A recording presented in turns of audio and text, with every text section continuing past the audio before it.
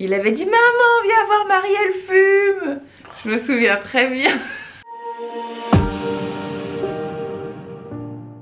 Bonjour tout le monde, je vous retrouve aujourd'hui pour la 4e vidéo avec maman. On a déjà fait une vidéo beauté, on a fait une vidéo cuisine, on a fait une vidéo mode et maintenant on se retrouve pour une vidéo Q&A. Je vous ai demandé de me poser des questions sur Instagram pour maman et moi et on va y répondre aujourd'hui à travers cette vidéo. Maman ne connaît pas les questions. Première question, ta maman peut-elle nous parler de son parcours professionnel? Ça c'est quelque chose qui est énormément revenu, tout le monde veut savoir ce que tu as fait dans ta vie.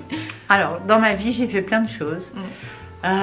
J'ai eu un bac philo comme toi, oui tu le sais. J'étais inscrite en fac de droit à Assas à Paris parce que j'avais vraiment envie d'être avocate. C'était vraiment ma vocation. Mais pour faire plaisir à mon papa, j'ai passé le concours d'école normale pour être institutrice. À l'époque c'était vraiment très difficile. Et je pensais vraiment ne pas l'avoir. Pour lui faire plaisir, j'ai dit oui, mais malheureusement, je l'ai eu. Et en fait, c'était pas du tout ma vocation. Donc, j'ai fait l'école pendant 3 ans. Et j'ai démissionné après parce que ça ne me plaisait pas du tout. Voilà, numéro 1. Numéro 2, j'ai rencontré une amie qui avait une boutique de chaussures. Il faut vous dire que moi, je suis d'une famille de commerçants. Et ma maman avait une boutique de vêtements. Et quand j'étais plus jeune, j'adorais tenir cette boutique, vendre des vêtements, ça me plaisait énormément. Donc j'allais aider cette amie quand j'étais pas à l'école, c'est-à-dire les mercredis, les samedis après-midi, j'allais vendre des chaussures et j'adorais. J'adorais ça. Très bonne commerçante, oh, c'est vrai. Non mais c'était un moment ludique, ça me plaisait beaucoup. Après donc j'ai démissionné et je suis devenue journaliste dans un journal à scandale. J'ai rencontré des amis, lui était directeur de ce journal et m'a proposé de remplacer son journaliste principal qui s'en allait. Donc voilà, je me suis lancée dans cette aventure et j'adorais parce que j'adorais écrire. Donc ça m'a plu énormément et j'ai eu des tas d'histoires assez incroyables, notamment je me souviens d'une un jour où j'avais été en pleine campagne dénicher une entreprise clandestine qui se livrait à la vivisection sur les animaux. Donc ça m'avait vraiment touchée et je voulais vraiment les dénoncer, donc j'avais réussi à ça. Et puis ensuite, je suis revenue voir mon amie qui après vendait des vêtements et des chaussures, s'amusait beaucoup toutes les deux à vendre. Et ensuite je lui ai racheté sa boutique, elle est partie à Paris et moi je suis restée. Ensuite j'ai créé un magasin d'usine qui à l'époque était vraiment très rare parce que il y en avait très peu à Troyes, c'était vraiment les tout débuts. Et puis la marque a déposé le bilan, j'ai dû fermer mes portes, licencier mon personnel et je suis revenue à l'immobilier. Et maintenant je m'occupe de notre entreprise familiale immobilière, de toute la gestion locative de nos immeubles. Quels sont les compléments alimentaires que tu prends? Alors, très simple, magnésium associé à la vitamine B6, zinc, huile de foie de morue et en hiver de l'acérola. Oui. Voilà, c'est tout. Je suis un peu pareil, sauf que je prends pas de magnésium. Pareil, huile de foie de morue, des cures de zinc, l'acérola l'hiver, super bien pour donner un petit coup de fouet. De vitamine C pour éviter d'être malade. 3e question. Si tu ne m'avais pas appelée Marie, quel aurait été mon prénom ou si j'avais été un garçon? Alors déjà, tu serais toujours appelée Marie parce que depuis la nuit des temps, je voulais une fille qui s'appelle Marie, donc c'était même pas envisageable. Mais j'aime beaucoup le prénom Blanche. D'ailleurs, c'est l'héroïne de mon conte pour enfants. Blanche et la colombe. Voilà. Et si j'avais été un garçon? J'adore Jean. Très classique. Avec le recul, que pensez-vous de la maternité? L'enfantement est-il un accomplissement? Je trouvais cette question très intéressante. Alors la maternité, c'est un moment magique. Tiens d'ailleurs, ça me fait penser à un livre que je suis en train de lire. Attends, bouge pas. Vas-y. Je vais le chercher. J'ai adoré la préface. Ça commence comme ça. Je vais me séparer de toi, toi qui n'as rien connu d'autre que l'intérieur de mon ventre. Tu vas affronter l'air et l'espace. Tu vas sortir de moi et ce sera le traumatisme initial. De quoi la naissance est-elle le début? Pour moi comme pour toi, tout a déjà commencé.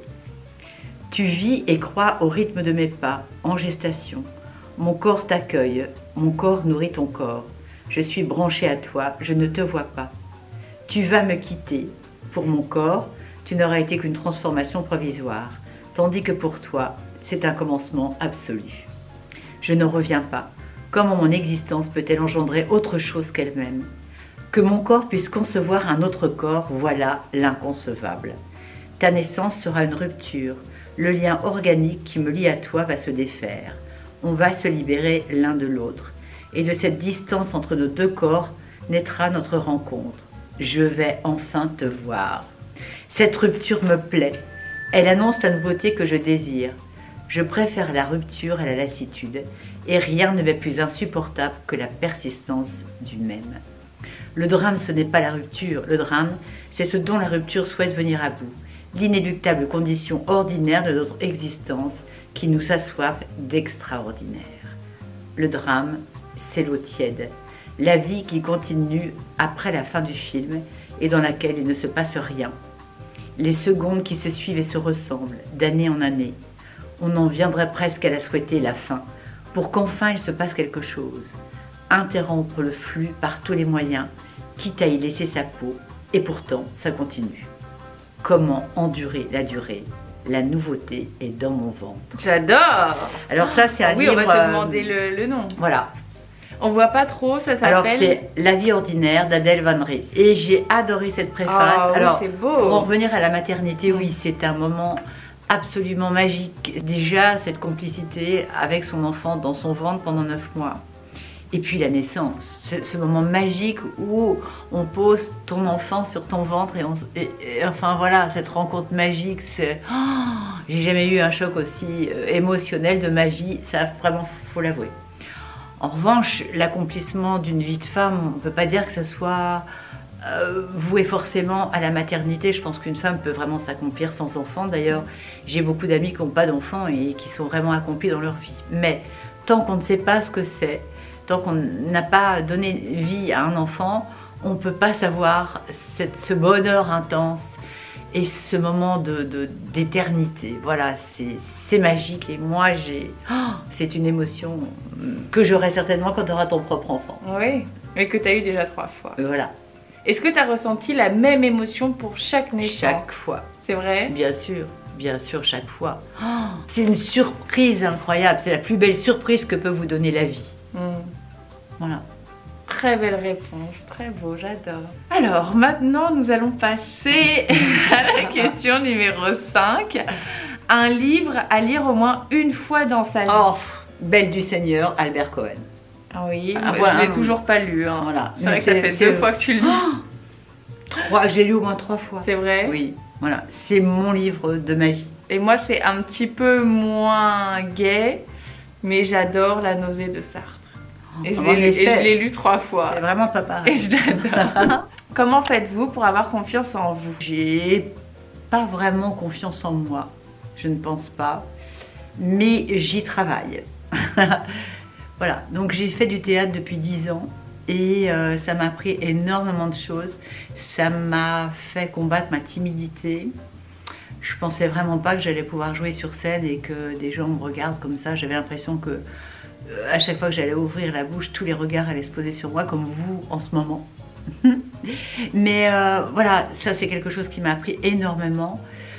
Pour la confiance en soi, je trouve ça vraiment merveilleux. Faites du théâtre, vous êtes plongé dans un autre rôle que le vôtre et vous osez faire des choses que vous n'oseriez jamais faire dans la vie courante. Je pense qu'on dirait que tu as confiance en toi. Et il y a une différence entre ce qu'on ressent à l'intérieur et ce qu'on montre aux autres. Complètement. Pour le regard d'autrui, tu peux devenir n'importe qui. Si tu as envie de projeter une image d'une femme qui a confiance en elle, etc., tu peux tout à fait le faire. Même si à l'intérieur de toi, c'est pas le cas, c'est un peu la méthode Coué. À force d'essayer de convaincre les autres que tu es une personne qui a confiance en elle, tu peux le devenir. Comment avoir des cheveux brillants en face du coq à l'âne, hein? Comment avoir des cheveux brillants avec du volume quand on a des cheveux fins? Alors moi ce que je fais, j'ai pas les cheveux très épais, je les rince systématiquement à l'eau glacée et j'ajoute une cuillère de vinaigre à l'eau de rinçage, oui. Et ça c'est vraiment merveilleux. Et puis aussi je me lave les cheveux le soir et je me couche avec les cheveux un peu humides. Ah bon? Ah ben ça c'est merveilleux. Et tu te réveilles le matin. Moi il sèche pas. Hein. Ah bah si, mais moi j'ai un oreiller de soie donc il sèche mais pas. moi aussi. Si, alors franchement, Parce je me lave les cheveux le matin et ils vont être tout fins. Ouais, pareil. Tout voilà. Et si je me lave les cheveux le soir et que je dors dessus, un peu huilé, pas trop. Hein. Et là, ça me donne un volume fou quand je me réveille. Mais la coiffure de nuit, les amis, je vous en ai parlé des dizaines de fois. Moi, j'ai du mal avec ça parce que t'as les cheveux un peu trop courts, je pense. C'est pas ça, c'est que j'ai du mal parce que ça me fait très mal ici. Ah bon? Au-dessus de la tête, je sens la sur ta tête. Hein? Quelle a été ma plus grosse bêtise en étant enfant? T'en as pas fait souvent. Ah si, je sais. Alors, un jour, tu avais 5 ans et j'ai découvert un mégot de cigarettes dans ta dinette. Ah oui, donc vrai, tu avais pris une cigarette à moi et tu l'avais allumée et tu l'avais éteint et voilà, c'était vraiment une grosse bêtise. Je me souviens, mais je l'avais fumée, hein. Non. Si, non. Si, je me souviens, c'était plusieurs cigarettes. Non, t'as pas pu fumer. Non, t'as fait. Ouais, bref. Non. Ça, c'était pas glorieux. C'était pas glorieux et voilà, mais bon. Et c'était Marc qui m'avait dénoncé, un de mes frères. Il avait dit, maman, viens voir Marie, elle fume. Je me souviens très bien. En même temps, ma marraine m'a fait fumer aussi quand j'étais petite. Donc ouais, c'est vrai. Oui. Ce n'est pas à reproduire, ceci dit. Voilà, c'est la plus grosse bêtise. Sinon, tu n'as jamais fait de bêtise. Jamais. Comme ça, t'es un enfant très sage. C'est vrai. Quels sont nos points communs et nos différences? Points communs, il y en a énormément. Donc, je dirais, au niveau des goûts, au niveau des couleurs, au niveau des saveurs. Oui, c'est vrai qu'on aime la même chose. Au niveau des valeurs. Que tu m'as inculqué, c'est vrai. Nos différences, je pense que tu as beaucoup plus confiance en toi que moi. Grâce à toi, ceci dit. C'est pas, t'es fabriqué comme ça aussi, je pense. Voilà, rien ne te fait peur, tu fonces et tu sais que tu vas réussir. Alors que moi, je doute toujours. Je me dis, ah oui, mais si, qu'est-ce qui va se passer si, voilà. Mais tu es vierge. Et ça, je suis et je suis poisson, ascendant Sagittaire. Et moi, ascendant Vierge. Ah. C'est horrible. Au secours. Ça joue aussi. Ah oui. Une autre différence, c'est que toi, tu es beaucoup plus rigoureuse, beaucoup plus ponctuelle. Ah ça, c'est clair. Beaucoup moins tête en l'air. Oui, je suis étourdie quelquefois, je m'en veux beaucoup. Oh. Si, je fais des choses quelquefois terribles.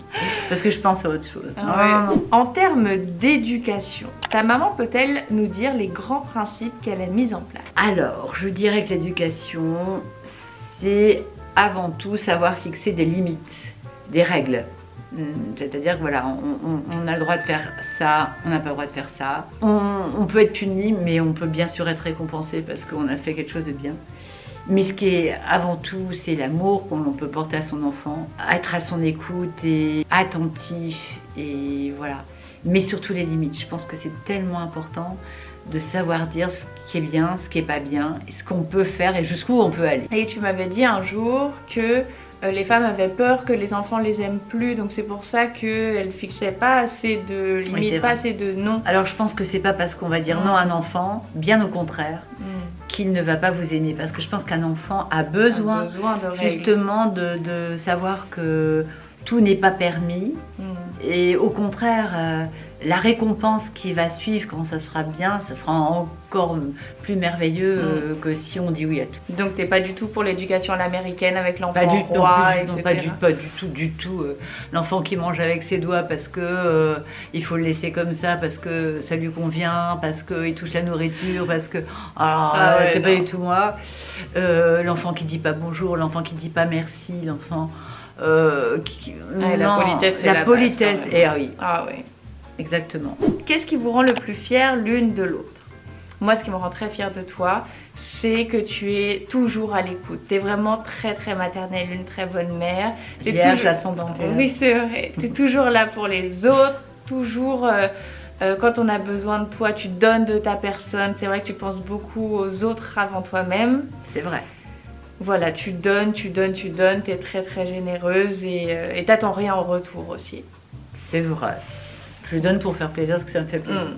Alors toi, qu'est-ce qui me rend très fière de toi? Ton ambition,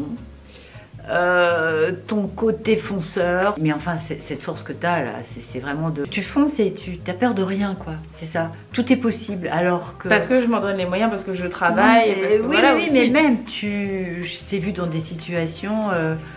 voilà, tu agis sans te poser de questions.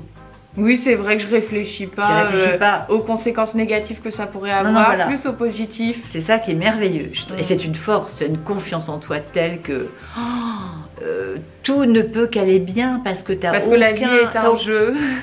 C'est merveilleux. C'est ton papa qui dit ça. C'est vrai? Papa il dit ça, la vie est un jeu. Quand j'ai rencontré ton papa, la phrase qu'il m'a dit, la vie est un jeu. C'est drôle. Et ça m'a tellement surpris. Je pense que exactement pour moi, la même chose. Ah, c'est magnifique. Et quand la vie est un jeu, évidemment, on s'amuse et ça. Rien ne nous fait peur, rien ne nous freine. Pourquoi les gens vont pas jusqu'au bout? Parce qu'ils ont des freins. Bien sûr. Et c'est ça qui bloque tout. Alors que toi, j'ai l'impression que tu n'en as aucun et que tu pourrais. On peut te demander demain d'aller à Tombouctou, tu prends ta valise et tu vas tout de suite. Ouais, avec plaisir. Je trouve ça, mais moi je suis pas capable de le faire. Du tout. Et oui, je suis très fière de toi de ça, franchement, très admirative. Tes références, marques, boutiques de vêtements préférés?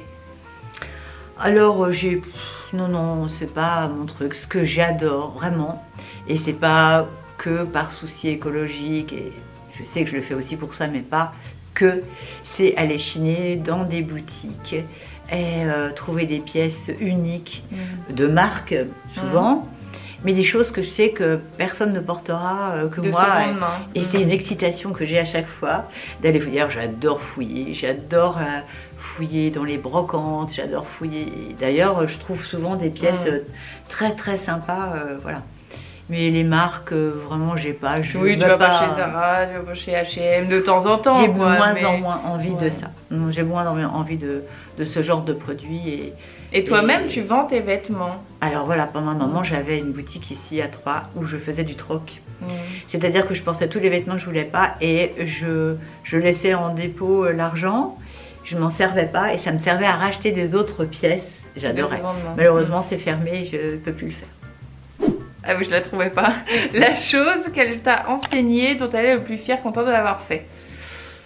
Ah, qu'est-ce que je t'ai enseigné? Oui, je t'ai enseigné puisque tu n'es pas allée à l'école avant 5 ans. Oui. Ah bah l'orthographe, oui. Les dictées tous les jours. Je ne voulais absolument pas que tu sois un enfant qui fasse une faute d'orthographe. Oui, c'est vrai. Pour moi, c'est intolérable. De lire, et j'en lis tous les jours des courriers. Après, c'est vrai qu'il y a des gens qui sont dyslexiques et dans ces cas-là, c'est un petit peu plus compliqué, certes. Ah, bien sûr. Mais quand c'est une personne qui n'a pas de problème de dyslexie ou quoi que ce soit, c'est... Alors, autant les maths et moi, ça fait 2 et ça, je t'ai jamais enseigné ça. Ah, ben c'est pour ça que je suis naze aussi.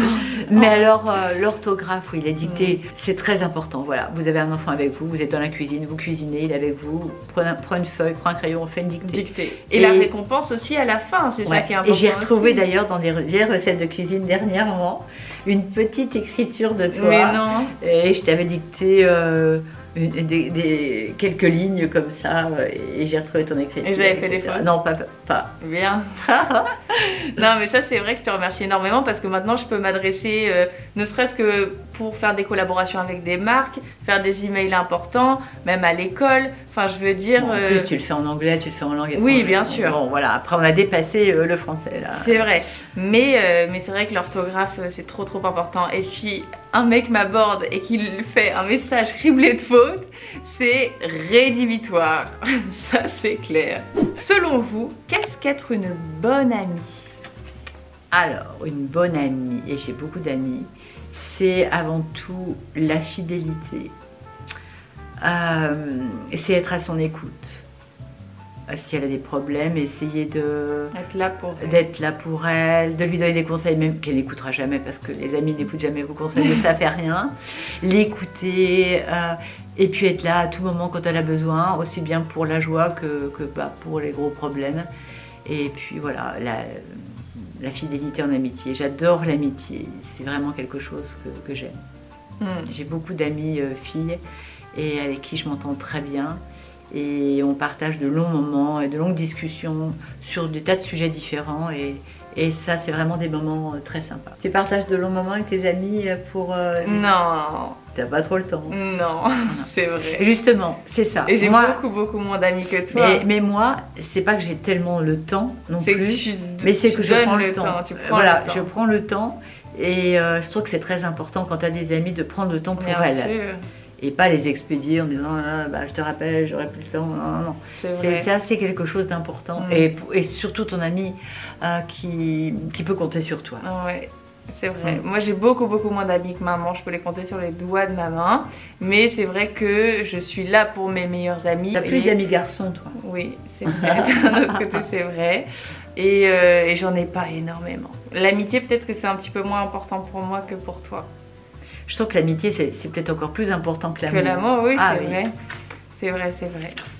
Mais ça changera avec le temps, c'est que je pense que je consacre énormément de temps à mon travail et donc tu peux pas trouver du temps pour tout. Je sais pas, je pense qu'on est né avec besoin d'amis ou pas. Moi j'ai un besoin de famille plus qu'un besoin d'amis. Ça c'est vrai. Toi t'es très voilà. Ah oui, ça c'est vrai.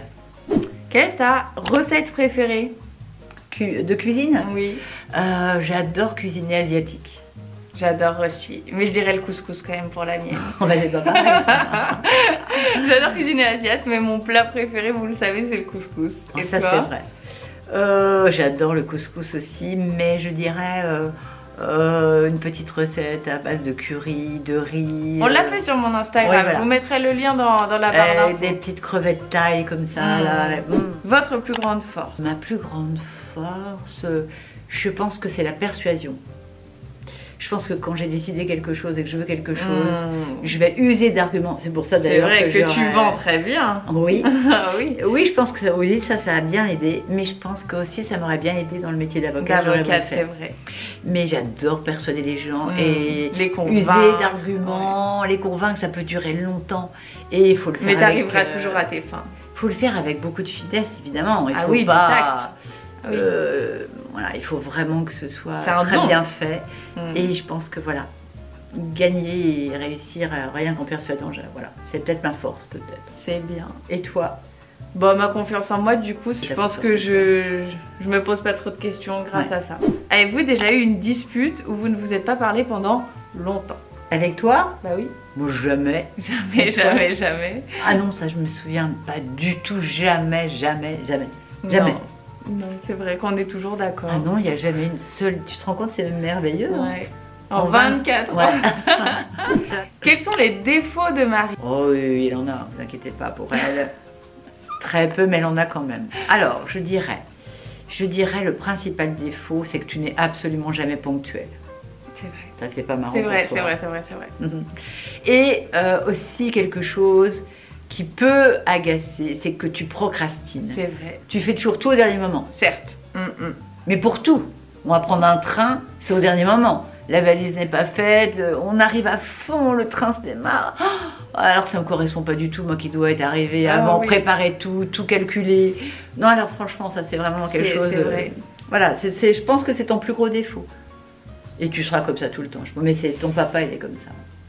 Que veux-tu? On a le temps. Ah oui, mais ça ne correspond pas du tout à moi. Moi, tout doit être préparé à l'avance, calculé, pour bien penser à tout, pas oublier quelque chose, et surtout pas être en retard. J'ai un rendez-vous, je suis à l'heure pile. C'est vrai, t'es jamais en avance, t'es jamais en retard, t'es à l'heure pile. C'est vrai, mais j'essaie de m'améliorer. Vous savez que je fais énormément de to-do list, etc. Justement parce que je sais que j'ai ce problème de désorganisation. Complète. Donc j'essaye de m'organiser au mieux si vous voulez. Mais bon, mais tu vas y arriver. Bien sûr. Ensuite, qui pique les vêtements à l'autre? Oh non, c'est une blague. C'est une blague comme question, ça. Tu vas répondre. Bah, c'est moi, évidemment. Les 3 qualités importantes qu'on doit chercher chez un homme. Alors, chacun a ses propres qualités, mais pour nous, pour toi... Alors, bah, je dirais l'ambition. Je dirais l'intellect. Parce que je pense que si je m'entends pas avec un homme au niveau intellectuel, ça ne marchera jamais parce qu'on partagera pas du tout les mêmes goûts pour l'art, pour la littérature, pour la culture, donc niveau intellectuel c'est très important. Quelque chose qui m'est très important, c'est le côté protecteur aussi. Les 3 qualités que je recherche chez un homme, en premier l'humour. Moi j'ai besoin de rire. Comme je vous l'ai dit, la vie est un jeu, j'ai besoin de rire en premier. Même avant l'intellect, tu vois, je pense. Ah bon? Je pense. Et bien sûr, j'ai besoin d'un homme intelligent, mais j'ai besoin d'un homme drôle avant tout. D'accord. Ambitieux, bien sûr. Ah oui, un mec qui reste sur son canapé et qui se complaît dans son petit confort, ça me convient pas du tout. Et troisième chose, je dirais un homme honnête, un homme fidèle, honnête et loyal. Bon, bah, toutes les qualités d'un homme, quoi. Que pense ta maman des différences entre les enjeux de l'éducation d'aujourd'hui et d'il y a 25 ans? C'est une question un peu deep.